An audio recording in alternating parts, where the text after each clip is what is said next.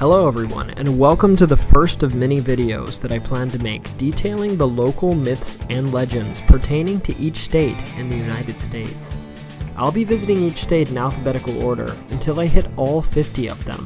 For each state, I'll be picking 5 of the most commonly encountered myths and legends, hoping to pump out at least one of these a week. So come with me as we explore this large, diverse country filled with folklore, legends, and tall tales, some of which might even turn out to be true. Alabama will be the first stop on this tour. The 22nd state in the United States is smack dab in the middle of the southeast USA, with the nicknames of the Heart of Dixie, the Cotton State, and the Yellowhammer State, and some of its oldest cities founded by French colonists in the early 1700s. So buckle in for some creepy myths and legends about this state.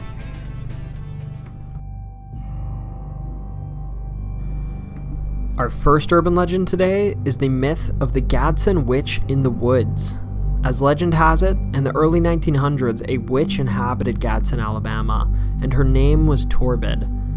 While that name was ugly, she was supposedly quite a sight to behold, having sold her soul to the devil for the privilege of staying beautiful forever. Despite selling her soul for the luxury of eternal life and beauty, she was rumored to live in a shack outside of the town and spend her abundance of time terrorizing and abducting children. In the mid-1900s, the mayor of Gadson scrambled the townsfolk together to end her reign of terror.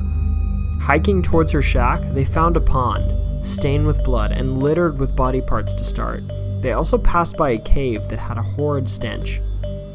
One man supposedly entered the cave, and when he came out, he was never able to speak again. When arriving at her dwelling, they found Torbid nude in her doorway, apparently in an attempt to seduce the men of the mob, but upon shaking this off, they noticed she was covered in blood. After this, the townsfolk lit her and her cabin aflame, and on their walk back, it's said they could hear her cackling the entire way. As far as any sources say, as few and far between as they are, that was the end of the Gadson witch. But locals have a different story. Viewing comments on Facebook pages and haunted place-related websites yields plenty of visitors who claim they've seen their own evidence that the witch is far from gone, with tellings of abandoned shacks being found in the woods, only to be gone upon a second visit to the site, and odd things diving into ponds as your headlights cast over them at night.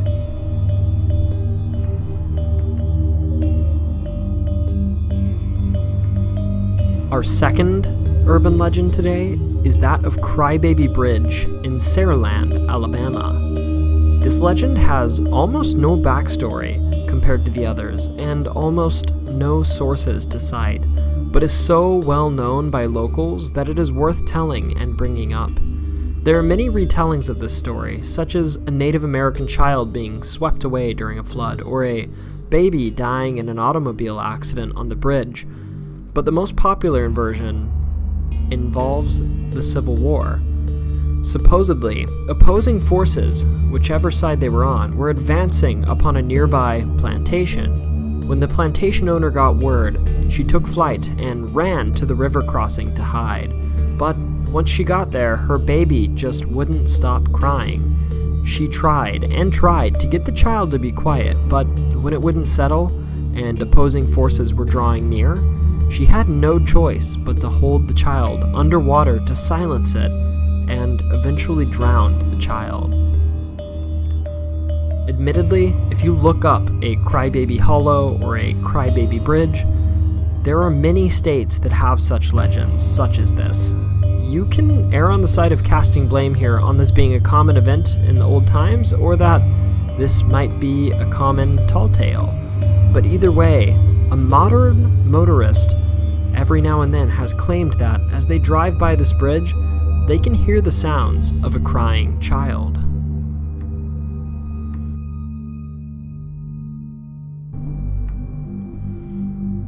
Our third urban legend is Huggins Molly in Abbeville, Alabama. Huggins Molly can be described as a dark-clad woman wearing a wide-brimmed hat that stands at a towering 7 feet in height and while she's dressed for the part of ghost, she doesn't seem too intent on harming people from the accounts that I have read. Her intentions seem to be to sneak up behind children out beyond a typical curfew and hug them as tightly as she can while screaming into their ears, driving them to run to the safety of their homes and out of the dangers of late night wandering. Theories about why she does this are that in her life she may have been a teacher at a local school, and even in the afterlife is intent on sending her students home early for a good night's rest.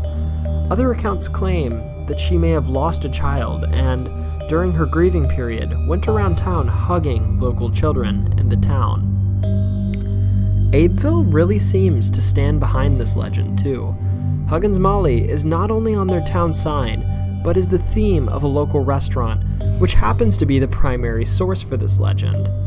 Other accounts of this seem to be personal remembrances of teenagers being followed home, untouched, by women in dark garbs, even into recent times. Our fourth urban legend is the Dead Children's Playground in Huntsville, Alabama.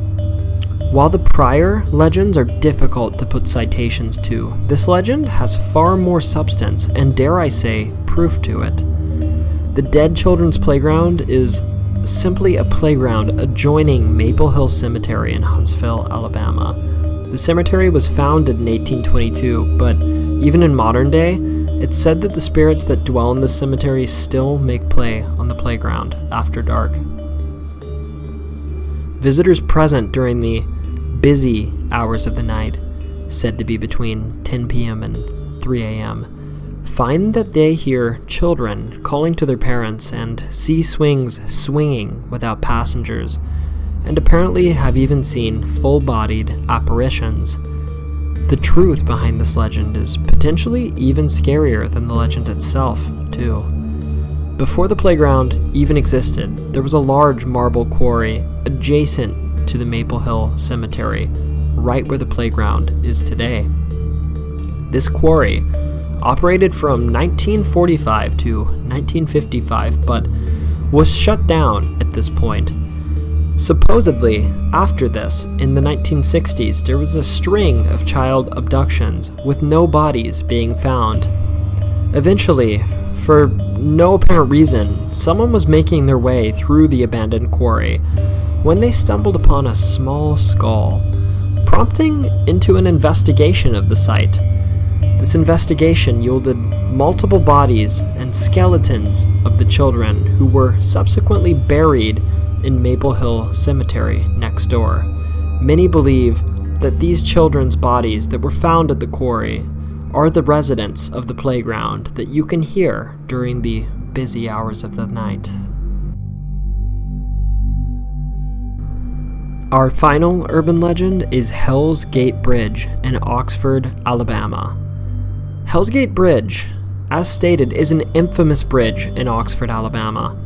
As the legend tells it, there was a couple driving across this bridge that went off the side of it and died in the 1950s. Supposedly unrelated is the other feature of this bridge, for which it bears its name, that if you look behind you while driving across this bridge, you will see Hell's fiery gates behind you. And perhaps scarier is that if you stop your vehicle and turn out your headlights, a member of this fine young couple might enter your car in the back seat, leaving only a wet mark on the seat as evidence. Funny enough, last time a ghost got in my car, I also left a wet mark in my car seat. But on to a different matter. This site isn't even that out of the way. It's only about a half mile as the crow flies from the Oxford town center in Alabama. This bridge is no longer available to be driven across, as it closed in 2005. Even before this, though, it was probably unwise to drive across because of its status as in serious condition since November of 2000.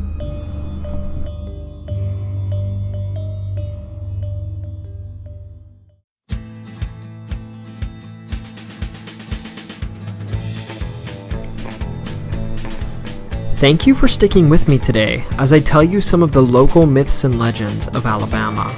If you liked this video, be sure to subscribe, like, and turn on notifications so that you're alerted for the next 49 videos of local myths and legends in the United States.